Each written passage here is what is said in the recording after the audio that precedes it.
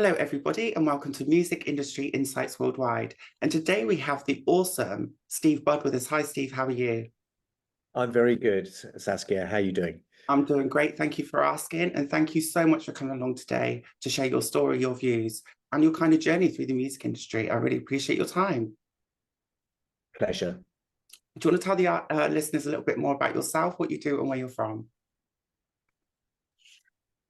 I'm from London. I've been working in music my entire life, since I was 15 years old. So I'll leave you to guess how long that's been, but it's been quite a number of decades. Yeah. And I do several things. I am a manager of record producers and songwriters, and I've been doing that for 40 years. I'm a manager of artists and been doing that for almost as long. And I started some music festivals, which we can talk about in the UK and India and Korea. Um, I've been involved in running Damon Albarn's Africa Express project for 15 years. And I was also involved in starting what's now become Brits Week, as artists playing shows in support of War Child, major artists, tiny little venues, and we can go into that in a little bit more detail. So I was the chairman of the Music Managers Forum for a number of years, the MMF, and I consult with different music and tech related businesses. So it's quite a variety of a spectrum of things. And in the past, I've run record labels and done all sorts of other jobs within music, but it's been a long haul. It sounds like you've had an amazing journey with so many diverse kind of talents that you use to kind of progress through the industry. So tell us a little bit more. How did you get into it? Did you have a musical education, or was it just a passion that you just followed your heart with, or how did that work? Well, I was insanely passionate about music from a very early age. I mean, I come from a generation where our choices were music, football, and basically that was it, wasn't it? So, and I was into both, but I knew I was no footballer. I Yeah. wanted to be a musician, but I didn't really have that encouragement and support from people. Yeah. But I was playing in bands when I was sort of 15, 16. But at that time, there was a big sort of free festival movement in the UK, and lots of hippies running free festivals. And I got involved in that side of things, and ended up becoming, at a very early age, in fact, I was 15, 16 years old, a stage manager at a free festival called Wow. Watchfield Free Festival. And it so happened that Hawkwind happened to play at that festival, and it was one of the last shows that they did with Lemmy as their bass player. Lemmy then left Hawkwind, and my mum got a call from the guy who ran Lemmy's PA company, to say, would I like to come and roadie? Lemmy had got a new band together. Would I like to come and roadie at his festival, at his first show? And that band, of course, was Motorhead. So I went and was lucky enough to be the roadie at the very first Motorhead gig. I'm just going to move back a little bit because the sun's come out and obscuring the screen.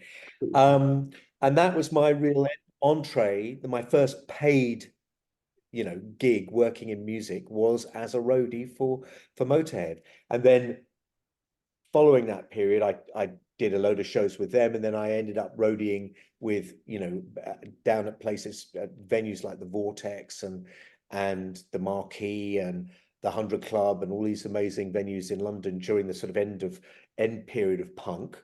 Yeah. And, before I knew it, I was sort of spending a life on the road. And I did that for a number of years, and then decided I wanted to start releasing records. So I started up a little indie label, which it was that period Yes. where there was, Rough Trade had started, and there was lots of little indie labels kind of like popping up all over the place. And I thought I'd like to do that. And there were some bands that I wanted to record, and that was the beginning of working on the business side. Well, well done you, because you've done really well on that. I also noted that you have lots of diverse talent on your roster. So you also manage artists and producers. So tell us a little bit more about your roster, who you represent, and kind of the different ethnicities and backgrounds that you also push forward as well. Okay, so yeah, I started managing record producers after, well, let me give you the trajectory. So I started this little label when I was 20 years old, putting out 7-inch singles. Mhm. And none of the bands that I was putting out the singles of had managers, Mhm. right? And I realized very quickly that somebody needed to be doing the organization of, like they need gigs. They Yeah, need a van to get to the gigs, So I took on a couple of the bands that were on the label and started managing them. I didn't really know what I was doing, but right. I did know what needed to happen next. So it was, learning by mistake. And they had, of course, they suffered for that, but they also got some wins out of that. And a couple of the bands that I had on the label, I managed to get major label record deals for. So I recorded their albums, very cheaply, and then ended up selling them to major labels and then becoming the manager.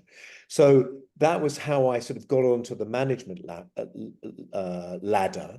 And then I got into managing producers, which nobody else was doing at the time, because one of the bands that I'd signed to MCA Records at the time was a band called the Big Sound Authority.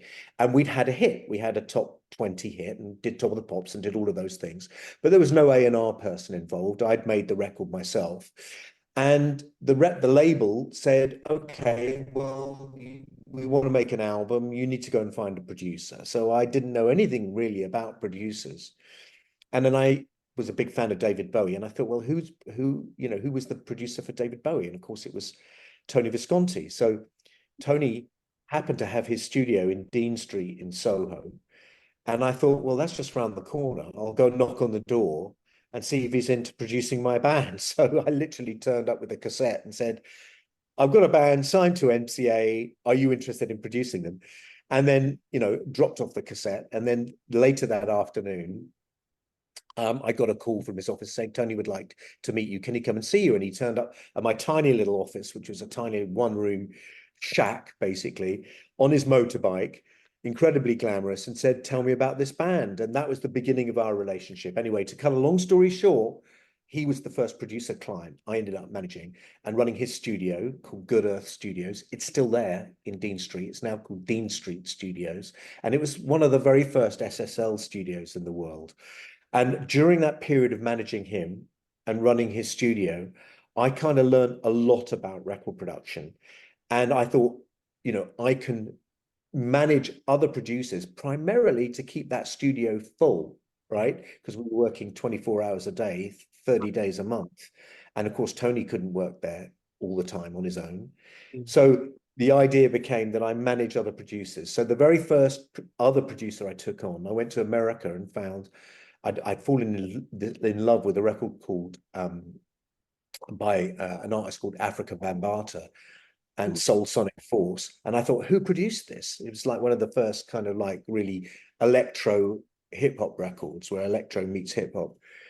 And I discovered it was a guy called Arthur Baker. And I went to America and found him in New York and persuaded him that he should come to the UK.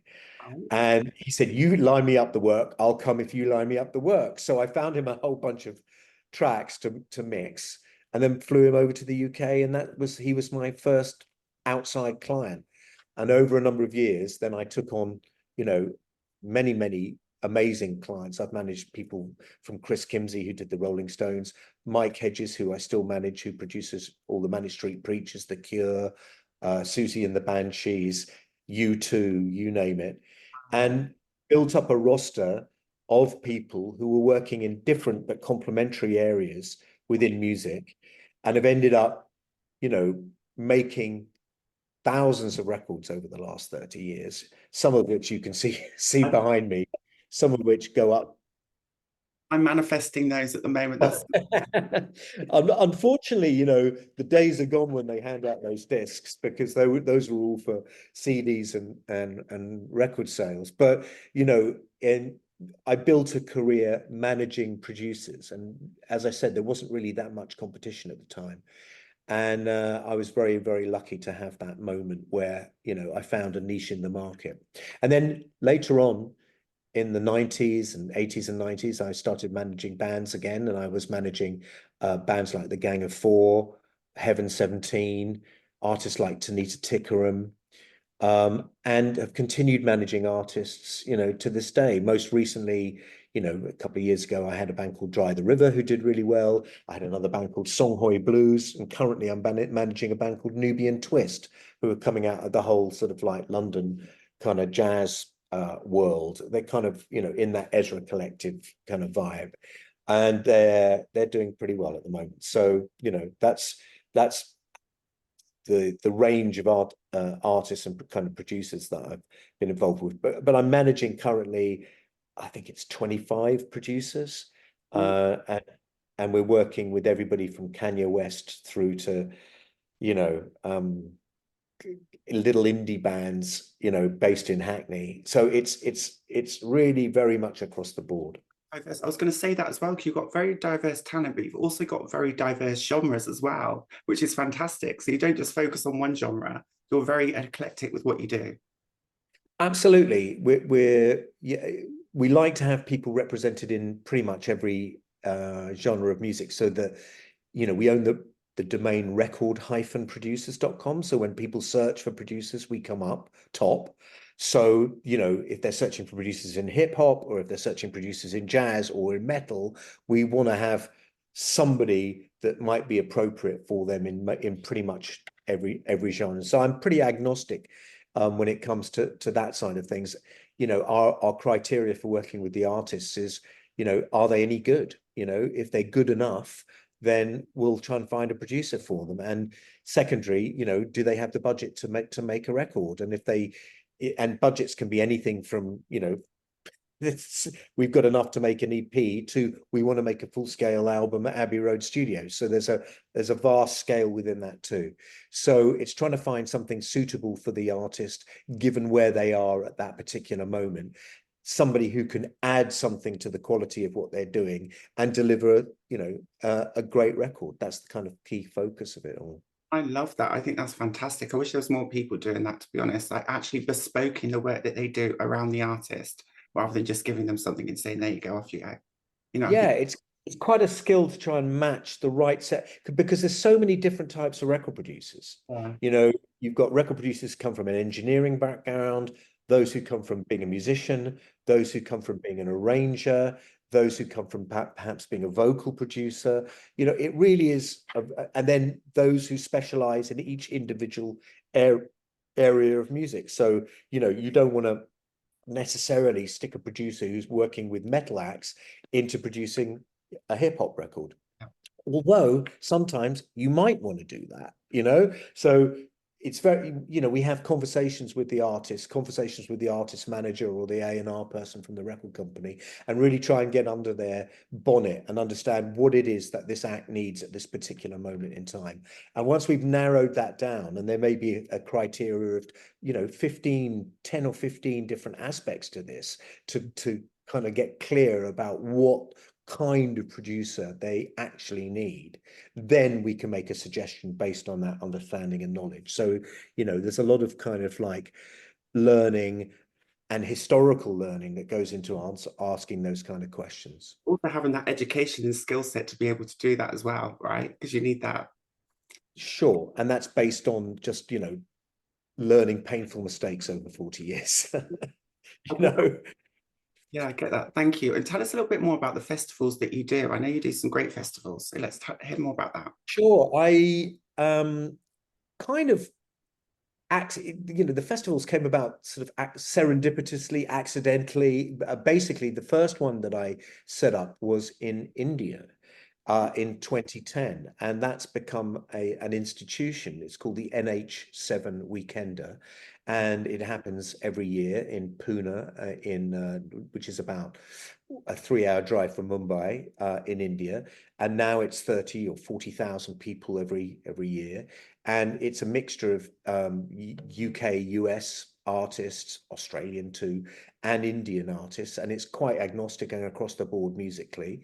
It started because I randomly had been asked by the British Council to go to India to go and judge a competition over there called the Young Indian Entrepreneur of the Year Award. And whilst I was there, this was 2009, the guy who won that competition was a young Indian promoter stroke manager. And he then came to the UK, and we got, we went out that night, funnily enough, in Mumbai, and I saw some incredible Indian indie bands playing, and I had no idea that those kind of artists were so popular in India. And talking to him, it was like, yeah, but none of these artists come over here. They don't come and play in India. And at the time, we had a management company called Supervision Management that I'd started that managed Franz Ferdinand and the Kaiser Chiefs and various other artists. And I was lucky enough to be involved in that. And I said, well, we should be bringing those kind of artists over to India, And so the seed was born about starting a festival. Then he came to London, and I introduced him to the guys from Glastonbury Festival, Martin Albarn. And the three of us sat down and decided that we were going to set up our own version of an indie music festival in India.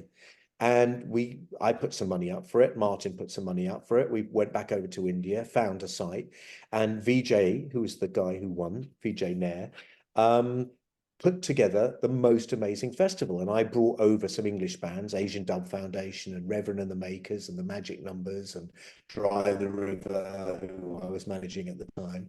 And we did the first one in 2010. And that was really successful for, small, 5,000 people. The next year we did it in Pune and in Delhi. The next year we did it Pune, Delhi, Calcutta. The next year we did it Pune, Delhi, Calcutta and Bangalore. And before long, we had 8, and we were bringing over everybody from Cigarettes After Sex to Bombay Bicycle Club. We did the first ever Afrobeat gigs in India with Sheun Kuti and Egypt 80. We then were bringing in Cigarettes After Sex and Steve Vai and Steve Wilson and Megadeth. And, the whole thing kind of just grew and grew and grew until it became a very, very significant festival. And that festival is still running today. So that was the first festival I got involved with. And I set up a small festival in the UK called OneFest, where it was a kind of not-for-profit festival, but the idea was that it was run by young people setting up their first ever events. And, I had, everybody from Damien Rice to Damon Albarn to, the Magic Numbers, and a whole variety of people played that particular festival. The last edition of it we had Shabaka Hutchins of Comet Is Coming and his variety of acts that he had participating in that event. And so, it was a mixture of events that are sort of for profit and events that are kind of not for profit. In 2005, I got involved with Damon Albarn in setting up Africa Express, which is a musical collaborations project between Western artists and African artists, with the idea that we could create a new window of focus on African artists who at the time were being ignored. Nobody was interested. And, we just come off the back of Live 8, and, it's about, dropping the African debt. Huge artists playing, everybody from Madonna to Pink Floyd, from The Who to, Nana Cherry, but there were no African artists playing. And that was incredibly why are there no African artists when African artists are some of the best live music performers that exist? So we got together to see if we could change the narrative around that and start to get Western artists and African artists collaborating together, with the idea that if you're a fan of, say, Beyonce, and you see her performing with an artist that you have no idea who they are, then you're going to Google that artist and want to find out about them, and it gives them a platform to grow from. And in fact, one of the artists that we discovered, Moonchild Sonelli, along the way in South Africa, has ended up working with Beyonce and performing with them. So, those kind of wonderful collaborations we managed to create by taking artists out to Ethiopia, Nigeria, Mali, South Africa, You mentioned and then putting on shows in the UK, in Europe, recording albums, making movies. Again, it's all a not-for-profit, but it was incredibly, satisfying to be able to do these things. And it also empowers new talent as well, doesn't it? And diversity and representation, which is extremely important. Absolutely. So we would go and find younger artists. We would find very established artists, but put them together with younger artists, giving those people a platform. Perhaps some of the African artists, the first time that anybody outside their local town or country had ever heard of them. So it gives them this ability to be able to sort of reach out and potentially start the beginnings of a meaningful international career. That was the purpose of it. And we've done that, for the last sort of, 15 years. So I was involved for 15 years of it. Yeah. To hear that as well. And it always sounds like when I'm listening to your story as well, like you've been very innovative. You've always been cutting edge. You've always looked for a little gap that someone else isn't doing. And then you said, do you know what? I'm going to do that. Has that worked for you? Very much so. I mean, I think, the music has always come first for me. It's always been about, like, am I inspired by the music? And if I am truly inspired, and that's certainly true for managing artists, particularly, because, you have to give your kind of like blood and guts to it in order to make it work, And I've kind of gone for the more niche artists, It's not been like I've wanted to manage Take That. I mean, there's plenty of Take That discs behind me, but that was from managing the producers and songwriters who were involved in that. But for me, it was, if I'm going to manage an artist, it's because I'm utterly passionate about that particular artist and the music, and I feel that if I'm passionate about it, other people are going to be passionate about it too. And those happen to be sort of slightly more, niche artists, and bringing them onto a bigger stage. And that to me is the juice, I think, that I need to kind of like drink in order to make me, go through what it takes to manage an artist from day one, where nobody knows about them, trying to get them onto the main stage at Glastonbury. Development stage is super, super important. Having the right people around you that believe in you and that can get you to that next step. Because there's also a lot of people in the industry that will say, yeah, I can do this and I can do that, but they can't always deliver. So I think it's also about finding those right people and connecting with the right people and networking, right? Absolutely. And that's why something like the Music Managers Forum, the MMF, and its sister organization, the Featured Artists Coalition, are such important organizations, because they exist in order to, connect people with each other, managers connecting with each other so they can learn from each other's experiences, but also, understanding the wider topics that affect the music industry and therefore their clients, and act as a lobbying organization to government, to wherever, to change the conditions that artists are working under, whether that's streaming, whether that's the income they're getting from live, whether it's the subsidies that need to exist in order to fund the bottom end of the music industry. The MMF is a very powerful campaigning organization, and I was lucky enough to be the chairman of it for 3 years. And the Featured Artists Coalition is doing the same for artists. It gives them a platform to talk to each other, an educational base, to understand how the complexities of the music industry fit together. It's super important that people understand how the engines of the music industry work, so that they can really be conscious about it when they're entering into it, and not be sort of like blindly diving in. More knowledge available, the better, is as far as I'm concerned. It also promotes collaboration between artist managers and other artists as well, right? Absolutely. Absolutely. Which I think is really beneficial to everyone too. So what's your kind of thoughts and feelings around equality, diversity and inclusion at the moment in the music and entertainment industry? Well, I mean, there's been a lot of work done on it, over the last 5 years, I would say. I think up until 5 years ago, there was really quite a sort of, we're not so bothered about this. The level of consciousness wasn't kind of like so there. At the MMF, we've, been very conscious about wanting to, make sure that our board is diverse as possible, and in fact it is a majority women and non-binary board these days, which is kind of I think brilliant, and also, you know, getting the ratio right in terms of, you know, minorities and inclusion on that scale.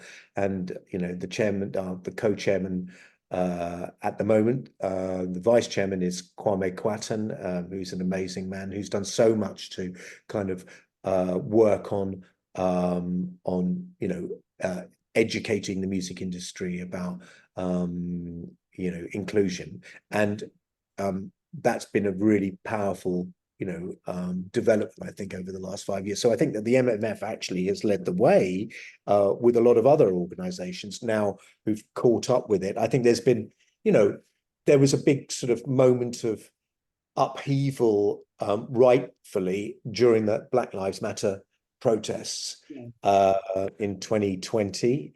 And, you know, that spurred a lot of Change.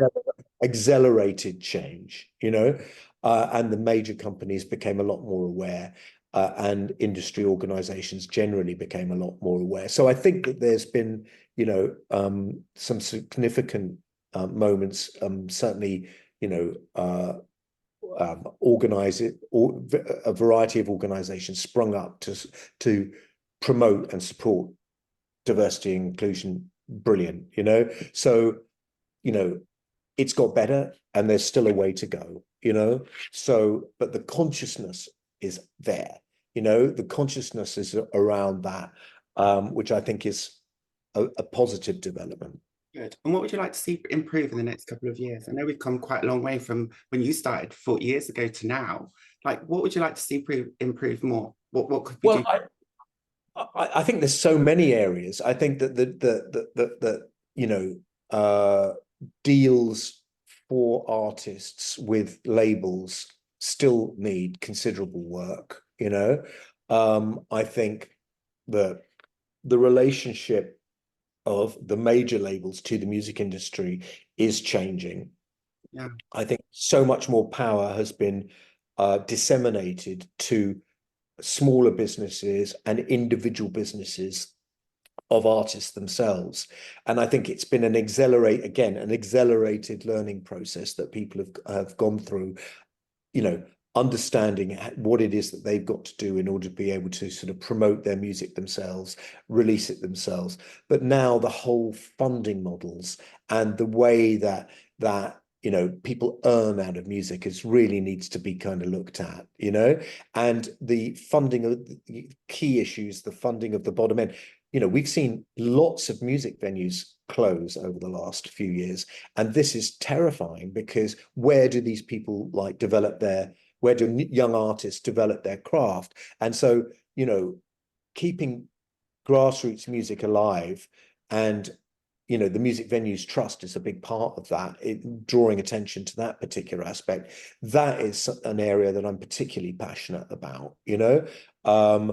You know, and how the industry as a whole can support that, because I think there's too much short-termism in the major labels. I think there's too much short-termism sometimes with the major festival promoters. They're not thinking about, well, who are the artists going to be in 10 years' time? Who are the headliners going to be in 10 years' time? Where are they going to come from? The only place that they can come from is learning their craft, playing live, right? And where do they start? They start in the small grassroots venues. Those need to be kept running. So I think that the financial support of those, I think, is really important. Now we're entering into a really tough time over the next few years. We've seen, you know, recently in the UK, the government, you know, the new government coming in and realizing that the cupboard is bare, you know, and that they're not going to have money to sort of like really invest in the arts. So, you know, the industry itself is going to have to really step up and start to think about, you know, do we do a ticket levy? You know, every one of those Oasis tickets that sold, you know, for 300, 400 pounds each, if a pound of every one of those had gone into supporting small venues, and bear in mind that Oasis are the quintessential band that came from small venues. I was involved in running, you know, small venues like the Barfly and places like that. And, you know, absolutely, you know, Oasis would come down and play those venues. And if they hadn't, they wouldn't be where they are today. If Oasis hadn't been playing in King Tut's in Glasgow, Alan McGee wouldn't have seen them and signed them to Creation Records, and the story wouldn't have started in that way. You know, might have started in another way, but the perfect story that evolved out of that for them. So I think that, if how many stadium shows they're going to be doing, if every one of those attendees, had £1 on their ticket, then that would go a significant way to saving a lot of music venues. So that's something I'm particularly passionate about. Do sit on the live task force panel for diversity. So yeah, I do understand a lot of the issues that the live music industry faces, and we do work with a lot of these organisations you've mentioned. And I think it's a great idea. What you said is in France, I think they actually already do that. So I think that's another thing that we were looking at already. Yeah. And in Canada, there's always been a levy on, record sales, which then go into the independent sector, on a levy on streaming, and I think we need to really be sort of pushing for that, because the money's got to come from somewhere. The Arts Council grants are going to be drastically slashed, so they're not going to be able to support as much as they wanted to. PRS are not going to be able to support as much as they would want to. So the money's got to come from somewhere. Fingers crossed we sort it out, because if we don't, government will. And this is the balance that the industry has to find, isn't it? It's either going to be the government's going to have to say we're going to have to do this, or the industry figures it out itself without being regulated. Well, the government's got other priorities right now. The country's in a bit of a mess, and it's got all of its social aspects that it needs to focus on. We wish that it had the bandwidth to focus on the music industry, which is actually such an important contributor to the economy, right?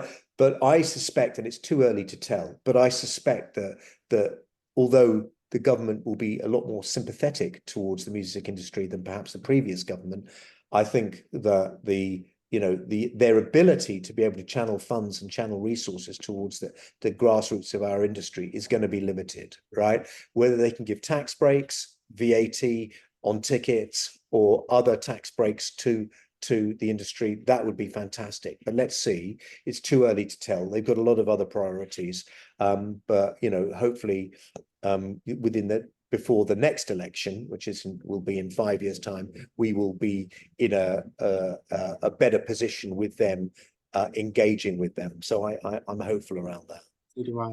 Time has run out. We've got 5 minutes left. So is there any major wins or successes you'd like to share with us? And is there any ways people can connect with you if they want to reach out, get some advice, collaborate, find out the way? Yeah, they can reach out via the website, which is record-producers.com.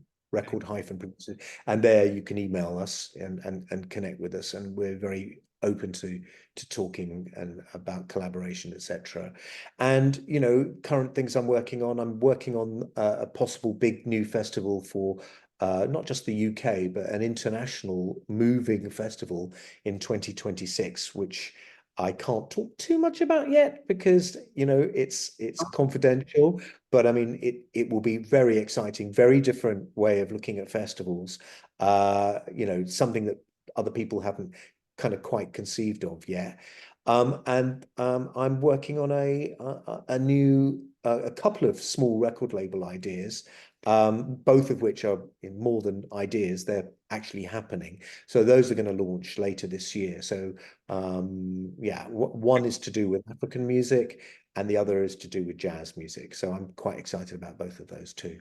I was part of Key Change last year, and it was really nice to go around different countries and see the little festivals and concerts and how people come together, and even doing things in different countries. It's not the same as doing it in the UK. Every country's got their own little territory, hasn't it? And they do things differently. So absolutely.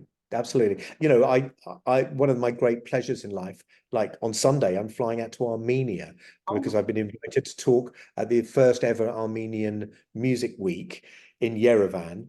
And I'm very excited about that. But, that's the wonderful thing about music. You can end up going to the most extraordinary places you never imagined in your wildest dreams that you would be going to. So, that to me is people say join the Navy and see the world. Well, I didn't join the Navy. I joined the music business and I got to see the world. So, that is one of the definite upsides of being involved in music. Well, thank you ever so much. It's been an absolute pleasure talking with you this morning. Likewise. Amazing week ahead, and just keep up the amazing work as well, because you're absolutely fantastic. Thanks, Saskia. Really good to talk to you. Okay. You too. You take care. Thank you. Bye.